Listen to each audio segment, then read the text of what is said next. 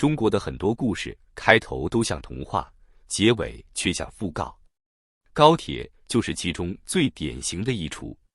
十几年前，它是强国崛起的象征，是无数人朋友圈里的骄傲配图。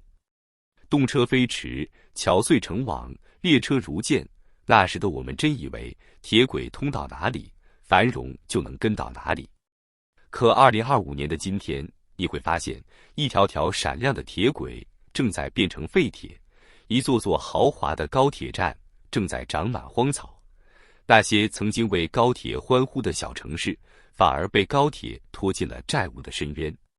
最新数据显示，仅在今年上半年，全国就有超过17个3、4线城市的高铁线路被缩班、暂停或直接停运。他们有一个共同的结局：站外公交停运，出租车消失，周边商铺关门，房价腰斩。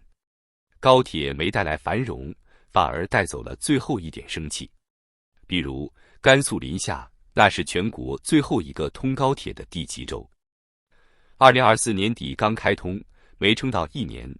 ，2025年春就宣布停运，理由是客流不足。这理由听起来像笑话，一个投资200多亿元的工程，居然连1年的人流量预测都没做准。而更荒唐的是，这不是孤立。四川宜宾西、安徽阜阳西、贵州郴州、河南濮阳东曾经被媒体吹成改变命运的交通枢纽，如今都成了安静的能听见风声的空城。这些地方的故事很相似，高铁一来，地方政府立刻兴建高铁新区，拆掉老城，征走农田，画出一片片规划蓝图，口号喊得比车速还快，3年成为省域副中心，5年 GDP 翻倍。可等线路真的通了，却发现火车来了，人没来，站台空空荡荡，售票厅连一个排队的影子都没有。一位贵州郴州的出租车司机说，刚开通那几个月，车站这边热闹得很，卖早餐的、拉客的、等亲戚的，全是人。后来班次越减越少，现在一天就一趟，除了工作人员，几乎看不到乘客。为什么会这样？因为高铁票价高，经济却没起来。老百姓宁可挤大巴、坐慢车，也不愿多掏1倍甚至3倍的票价。对于月收入不到3000元的农民工来说，高铁只是一个玻璃橱窗里的奢侈品，看看可以，坐不起。更扎心的是，高铁停运不只是交通的问题，它直接撕开了这些小城市的财政伤口。修高铁时，地方政府往往砸锅卖铁、贷款、卖地、举债，把未来几十年的财政收入都透支了。等高铁没带来预期的人流和投资，这些债务就像绳索一样，勒住了整个城市的喉咙。今天的很多3、4线城市，财政早已捉襟见肘，公立医院欠薪，教师工资延迟发放，道路维修停工，而高铁站的灯却依旧亮着，像一座空旷的纪念碑，提醒人们曾经的豪赌和如今的荒凉。更讽刺的是，当年拍板上马这些高铁项目的领导，早已调走、升迁或者退休安享晚年，而为债务买单的是留下来的普通人。你交的税，你买菜的价格，你的房租水电，甚至你的孩子学费，都在帮那个早已停运的高铁还债。高铁本来是缩短城市与城市之间的距离，可在中国很多地方，它反而拉远了老百姓和幸福生活的距离。你可能会问，高铁为什么一定要停？就算亏点钱，总比让一座城市断了交通要好吧？问题是，这些高铁不是亏一点钱，而是一个巨大的财政黑洞。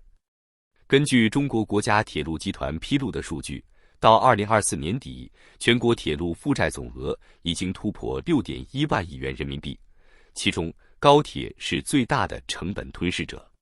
更关键的是，这些债务还在以每年接近8%的速度增加，这不是在跑高铁，而是在跑向悬崖。地方政府的日子更难过。一个200公里的高铁项目，造价往往超过200亿，其中一半甚至更多要地方自己想办法，卖地、贷款、发债、摊派企业赞助，而土地财政早已崩塌，房子卖不动，债就像雪球越滚越大。于是你会看到一种荒谬的场景：市里财政连环卫工的工资都拖了3个月，却还要每年拿出几千万去维持一个几乎没人坐的高铁站运营；小城医院缺医少药，却还有预算去修站外那条通往空旷广场的景观大道。更荒凉的是高铁带来的高铁新区幻觉。在贵州凯里、甘肃天水、安徽阜阳，这些曾经的高铁新区全都变成了鬼城，马路空荡，红绿灯闪烁，房地产烂尾，写字楼玻璃蒙尘，招商中心的灯牌早就坏了。唯一还在运行的，可能就是广场中央那块刻着高铁新时代的大理石碑。这种故事在中国基建史上屡见不鲜。光伏产业从全球稀缺到产能过剩，只用了不到4年；造船业从世界第一到大量船厂倒闭，只用了3年；电动车从全民追捧到企业倒闭潮，甚至不足5年。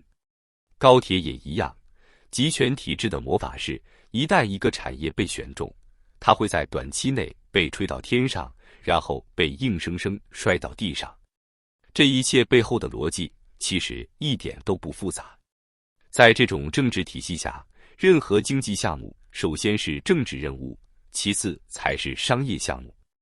政治任务的成功指标不是盈利，而是建设速度、投资规模、宣传效果。所以哪怕明知道乘客不够，也要硬着头皮上马；哪怕知道未来会亏，也要在任期内减产。至于债务和后果，那是下一个人的事。真正买单的是普通人。你会发现，你的城市没了高铁班次，但水费、电费、燃气费、停车费在涨；你家孩子的学校开始收增值服务费；你生病挂号变贵了，看病要架上去了。这些都是地方财政把高铁债务的利息一点点摊到每个老百姓身上的方式。所以，当一座高铁站关停，它并不是静静地站在那里什么发生，而是像一个无声的吸血鬼，依然在你的生活里持续抽血。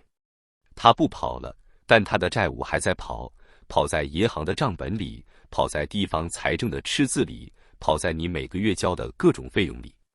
你以为只是失去了一趟车，其实是失去了一部分未来。更可怕的是，这种停运潮只是开胃菜。交通是城市的血管，高铁一旦断流，周边的经济就像被切断供血的器官，很快萎缩。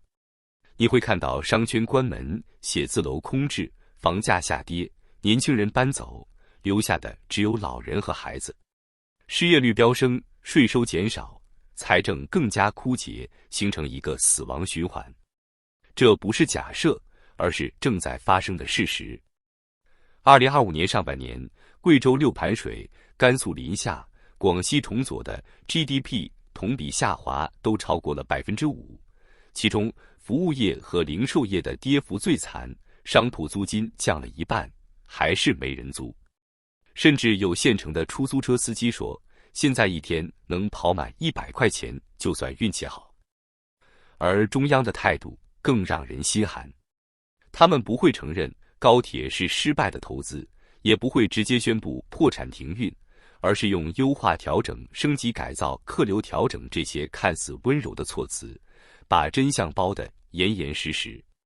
媒体被要求少报道，甚至不报道，哪怕有乘客在社交平台抱怨，也很快被删除。这种沉默比直接宣布破产更可怕，